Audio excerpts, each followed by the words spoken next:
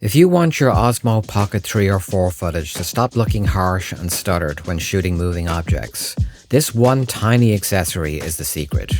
This is a variable ND filter, and it's essentially what can be described as a set of professional-grade sunglasses for your lens. By simply twisting this dial, you instantly unlock that rich, buttery smooth motion blur that high-end movie cameras are known for, giving your videos an organic look that makes your audience want to keep watching. Without this filter, which I consider essential, your camera's sensor is often overwhelmed by bright outdoor light. When the camera tries to compensate, it uses a shutter speed that's way too fast, creating a jarring, robotic, or strobe-like stutter.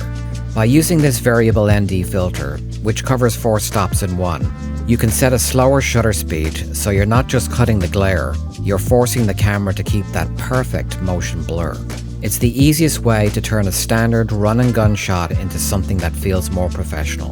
Tilta is a trusted brand, and this filter is well made, robust, and reliable. Highly recommended.